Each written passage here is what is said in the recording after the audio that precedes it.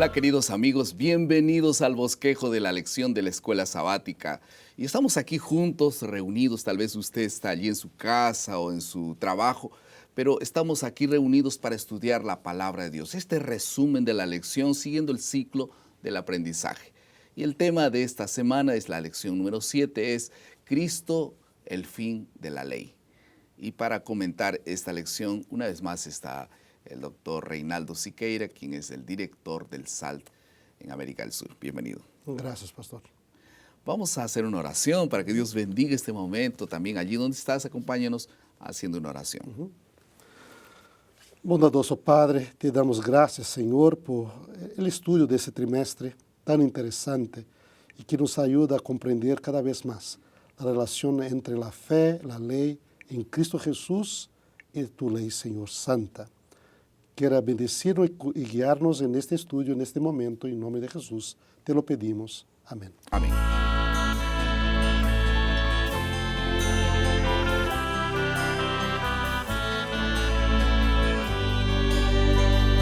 Por algún tiempo dirigí el carro, nuestro automóvil, sin tener la licencia de conducir, el brevete.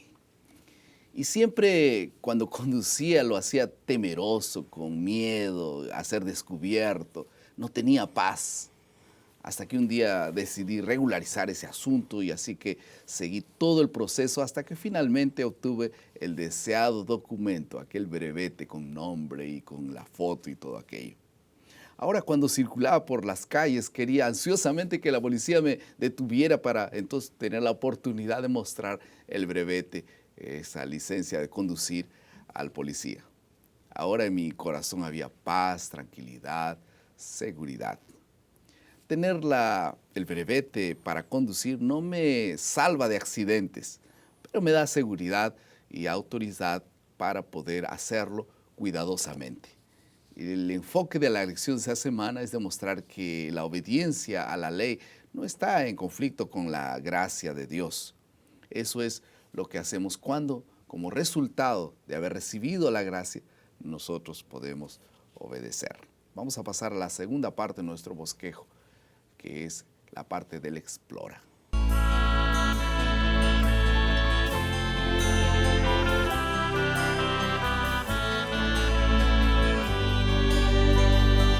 Vamos a entrar rápidamente a esa parte difícil para mucha gente.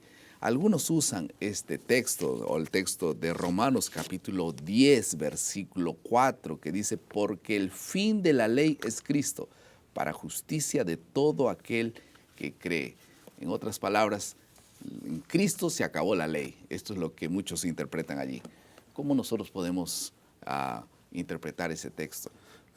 Pastor Choca, ahí hay un problema muy común cuando leemos la Biblia, que uno interpreta el sentido de la palabra con el sentido más común en su lengua y no con el sentido original cuando Pablo escribió. La palabra que aparece para fin ahí es telos, la palabra griega, que quiere decir no fin para término, ¿no? Pero sim fin como objetivo, como el blanco. O sea, el objetivo de la ley es Cristo. La ley apuntaba en esta dirección, para la justicia de todo aquel que cree, ¿no? En otro libro, que es el libro de Gálatas, Pablo utiliza una otra imagen para transmitir la misma idea. ¿No? Siempre debemos acordar que el libro de Romanos, la epístola a los Romanos, la epístola a los Gálatas fueron escritas al mismo tiempo. Y Pablo trata en las dos de los mismos temas, la justificación por la fe. ¿No? Una fue enviada a la iglesia de Roma, la otra fue escrita y enviada a la iglesia en la Galacia. Pero ahí en el libro de Gálatas, capítulo 3, el verso 24, dice que de manera que la ley ha sido nuestro ayo, profesor, aquele que nos toma por la mano, para llevarnos a Cristo, a fin de que fuésemos justificados por la fe. Se plantea aquí la misma idea, para a justificação daquele que crê. Ou seja, a lei, seu objetivo é conduzir a gente a Cristo. ¿No? E este é o objetivo da lei. Ayo que nos toma por la mano, que nos conduce, que nos ayuda a llegar hacia Cristo. Este es el sentido verdadero, entonces, de la finalidad. No es tanto el fin, el que se acabó, sino el propósito de la ley Exactamente. es llevarnos a Cristo. Y el mismo Pablo en Romanos 5:21 dice que para que así como el pecado reinó para muerte, así también la gracia reine por la justicia para vida eterna mediante Jesucristo el Señor. Entonces es el Señor Jesucristo, la gracia de Él, y es la ley que nos conduce a ese objetivo, ¿no? Sí, es interesante cómo esto funciona, ¿no? Como lo hemos tratado ya este trimestre, la ley primero nos enseña acerca de las normas de justicia de Dios, sobre la justicia. Esto es lo correcto, esto es la justicia. Y cuando yo miro a esta norma de justicia, yo veo que yo soy pecador, porque no vivo según todas esas normas. Así la ley me hace realizar como este espejo que mis debilidades, mis faltas, los problemas que yo tengo, ¿no? Y realizo, soy pecador, como Pablo mismo dijo, miserable hombre que soy. O sea, no sabería yo acerca del pecado si no fuera por intermedio de la ley. Y ahora la ley moral, como llamamos los 10 mandamientos, define claramente qué es malo, qué es bueno. Pero por eso la ley ceremonial tiene un sentido especial todavía, no como aplicación directa, pero indirecta, porque la ley ceremonial nos muestra cómo solucionar el problema, ¿no? Sí. Cuando uno mira, por ejemplo, mucha gente rechaza la ley ceremonial como si fuera algo malo, ¿no? Pero verdad es que el camino de la salvación es presentado en la ley ceremonial, ¿no? La ley moral solo presenta la norma de justicia y nos enseña lo que es pecado, que no es, ¿no? Y como o que es bueno o malo. Pero cuando yo realizo que soy pecador, ¿cuál es la solución? Voy a morir porque el pecado, el resultado del pecado es la muerte. ¿Cómo voy a pasar? ¿Qué voy a hacer ahora? Entonces la ley muestra, hay solución, hay camino para el perdón. O sea, es necesario tomar un sacrificio. Es necesario que alguien pueda morir en tu lugar, reemplazarlo en esa situación. Y ahí está el animalito ese que moría por los israelitas. Es necesario la intercesión del sacerdote. Sí. En el santuario, delante de Dios. Y cuando nosotros estudiamos eso, son estas imágenes que son usadas en el Nuevo Testamento y hay en los profetas antes para nos enseñar acerca del Mesías, del Salvador. Él es nuestro sacrificio. En su muerte, su sangre, nosotros tenemos perdón. Entonces nos debemos aceptar su muerte en nuestro lugar. Él también es nuestro sumo sacerdote, que está en el santuario celestial, intercediendo por nosotros. Este es el camino de la salvación. Y si no hubiera la ley ceremonial, nosotros no entenderíamos lo que es sacrificio, lo que es sacerdote, lo que es intercesión, lo que es santuario. O sea, todo esto, como dice Pablo, son representaciones, son simbología de una realidad más grande, celestial, que es Cristo Jesús, su vida, su sacrificio y su ministerio hoy. Amén. Y un otro punto que es interesante es que también la misma ley ceremonial apunta que hay un camino de salvación, pero para aquellos que no aceptan, hay un camino de juicio. Porque la ley moral no habla de juicio. La ley ceremonial habla de juicio. O sea, cuando uno no aceptaba el sacrificio, cuando llegaba el día de expiación. Claro, el que no acepta la salvación, automáticamente está aceptando la destrucción, la muerte, ¿no? Y esta persona sería cortada de Israel.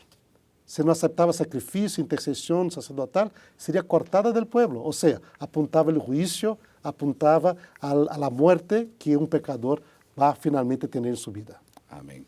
Vamos a pasar a la tercera parte de nuestro bosquejo, que es la aplicación.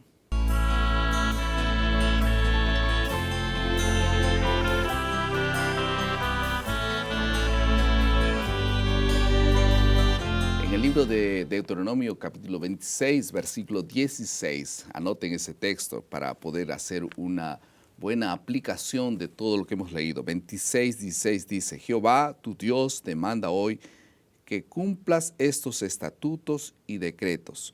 Cuida, pues, de ponerlos por obra con todo tu corazón y con toda tu alma. Si hay algo que nosotros tenemos que hacer y de cuidar de hacer la voluntad de Dios, hagámoslo con todo nuestro corazón.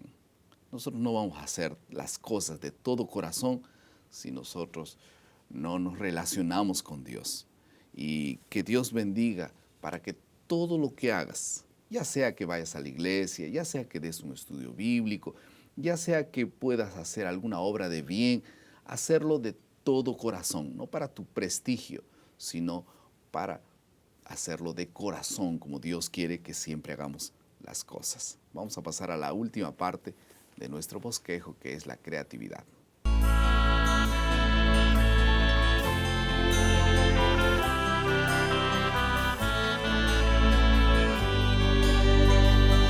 Compartir la explicación de la ley y la gracia con alguna otra persona debe ser nuestro deber en esta semana. ¿Cómo podemos explicar esa relación que hay entre ley y gracia a una persona, por ejemplo, simple como tu hijo, tu pequeño hijo adolescente que está allí, o tal vez tu hijo pequeño de 9, 8 años? Una vez mi hijo me preguntó y me dice, papá, ¿cómo es este asunto de la ley? Y yo tuve que explicarle los 10 mandamientos y la gracia de Dios. Y él me dice, entonces, quiere decir que si yo cometo un pecado contra la ley, pego a mi hermana, o tal vez yo haga alguna cosa inadecuada, entonces quiere decir que Dios está listo a perdonarme. Yo dije, sí, Dios está listo a perdonarte, pero tiene que ser una confesión sincera. Entonces muchas veces yo, después de que él hacía esas cosas, yo lo llamaba, vamos a orar para que Dios te calme, te cuide. Y cuando él terminaba de orar, cuando yo terminaba de orar, él me decía, gracias papá, me siento más tranquilo. ¿Cómo nosotros podemos ayudar a mostrar a otras personas la bendición de la ligación que hay entre la ley y la gracia, que es una ligación perfecta, es una moneda de dos caras? Dios bendiga nuestra sabiduría para no solamente saber del reino de Dios y conocer la gracia de Dios y la ley de Dios, sino te ayuda a compartir esta experiencia con alguna persona. Vamos a orar. Querido Padre, muchas gracias por tu palabra. Bendícenos, Señor, para que esta palabra no solo quede en nuestro corazón, sino pueda ser compartida con alguien que necesita escuchar estas palabras. En el nombre de Jesús. Amén. Amén.